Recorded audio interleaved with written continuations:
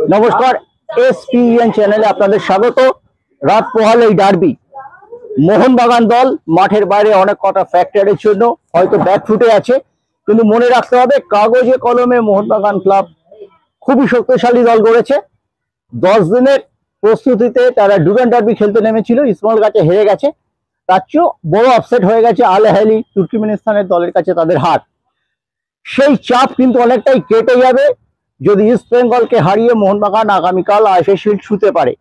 22 বছর ছুঁতে পারেনি তারা এই আইএফএ শিল্ড, মাঝে অনেক বছর তারা খেলেনি।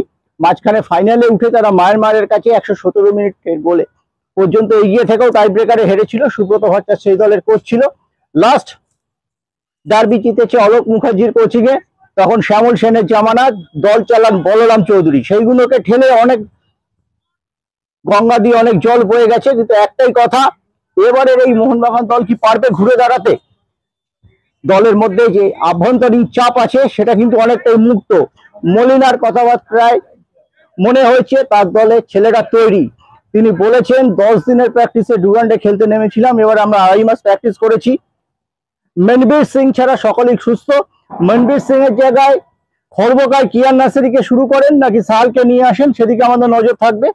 আর একটা কথা যেটা খুব বড় কথা, যে আভ্যন্তরীণ এই চাপ, গ্যালারির বিক্ষোভের জন্য মোহনবাগান যদি প্রথম 10 মিনিটের মধ্যে গোল পেয়ে যায় তখন তাদের ম্যাচে ফিরতে কিন্তু দেরি হবে।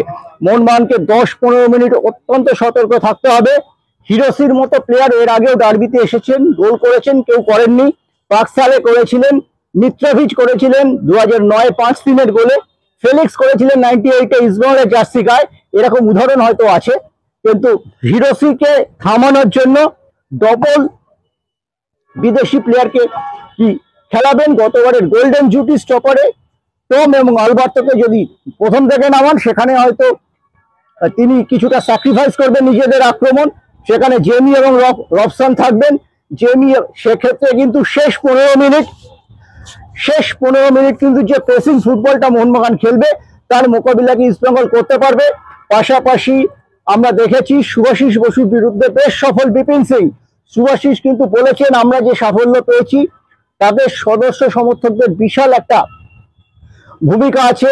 আমরা আশা করব সদস্য সমর্থকরা অভিমান ভুলে কালকে মাঠে আসবেন, আমাদের সমর্থন করবেন। শব্দব্রহ্ম একটা ব্যাপার। মোহনবাগানের সমর্থকরা যদি প্রথম থেকেই তাদের খেলোয়াড়দের আওয়াজ দিতে থাকেন কাপুরুষ হিসেবে, যখন ইস্ট বেঙ্গলের জোশ অনেক বেশি, তারা যখন উৎসাহিত করবেন তখন কিন্তু মোহনবাগান ডিফোকাস হতে পারে প্রথম 10-15 মিনিট। সেই জায়গাটা সতর্ক থাকতে হবে। মলিনাকে ব্যক্তিগতভাবে যখন আমি বলেছিলাম প্রেস কনফারেন্সের পর, তিনি অ্যাডমিট করেছিলেন, তিনি বলছেন প্রথম 10 মিনিট এবং শেষ 10 মিনিটই হচ্ছে আসল খেলা। হয়তো ঠিক, আমরা দেখেছি বারবার আক্রমণের গতি বাড়াবেন, বিদেশিদের নামাবেন, কামিন্সকে নামাবেন, দিমিত্রিকে নামাবেন, যে 15 মিনিট পাসিং ফুটবল খেলে গত মৌসুমে বাজিমাত করেছে, ঠিক সেই স্ট্র্যাটেজিতেই হাঁটছেন মলিনা। সব মিলিয়ে একটা দুর্দান্ত ম্যাচের অপেক্ষায় আছি। ইস্ট বেঙ্গলের মিগুয়েলকে ধরতে হবে। মিগুয়েল যেটা সেট পিস মুভমেন্টে খতরনাক, তিনি ফ্রি কিক কর্নার খুব ভালো নেন, তার ফলো আপ মুভমেন্টে গোল করে যাচ্ছেন রশিদরা, ডেভিডরা। সেই দিকে মোহনবাগানকে থাকতে হবে। শুভাশিস বোস অত্যন্ত মুক্ত মনে কথাবার্তা বলেছেন। আমরা যেটা ভাবছিলাম যে মোহনবাগান ড্রেসিং রুমে একটা দম বন্ধ করা পরিবেশ, শুভাশিস এবং মলিনার কথাবার্তায় কিন্তু সেটা অনেকটাই কেটে গেছে। আমরা মাঠের মধ্যে দেখেছি যে ভদ্রলোক পর্দার আড়ালে থেকে সে বিনয় চোপড়া, তিনিও পর্যবেক্ষণ করছেন, আপনারা দেখতে পাচ্ছেন। এই ভদ্রলোকের কিন্তু অনেক অবদান আছে। যে সিদ্ধান্ত ইরানে না যাওয়ার সিদ্ধান্ত, সেখানে তিনি এটা নিয়েছিলেন খেলোয়াড়দের নিরাপত্তার কথা ভেবে। কিন্তু গত 5 বছর যে মোহনবাগানের সোনালী দৌড়, সেখানে কিন্তু এই ভদ্রলোক নিঃশব্দে কাজ করে গেছেন। আজকে তাকে নিয়ে প্রশ্ন উঠছে, কিন্তু সব মিলিয়ে সেই প্রশ্ন কিন্তু থামিয়ে দিতে পারে আগামীকালের শিল্ড জয়। তারই অপেক্ষায় আছে মোহনবাগান জনতা। আমরা দেখলাম আজকে খুব বেশি মোহনবাগান ফ্যান আসেনি প্র্যাকটিস দেখতে। অন্যান্য বা ডার্বির ক্ষেত্রে আমরা যেটা দেখা যায়, কোনো বিক্ষোভ নেই, কিছু নেই। মোহনবাগান সমর্থকরাও কিন্তু বোধহয় বুঝতে পারছেন যে এই মুহূর্তে তারা যদি বিরুদ্ধাচরণ করেন সেটা কালিদাসের মতো অবস্থা হবে।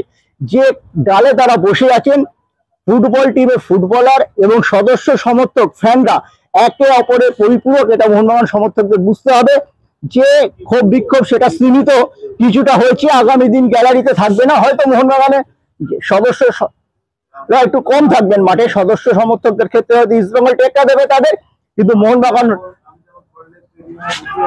রয়েছে তাদের টেক্কা দেওয়ার জন্য। আরো একটা কথা, ইস্টবেঙ্গল কিন্তু বেটার শেপে আছে, তাদের ফিটনেস লেভেল বেটার, কিন্তু মোহনবাগানের ফিটনেস লেভেল গত ডুরান্ড ডার্বির চেয়ে অনেক বেটার জায়গায় আছে।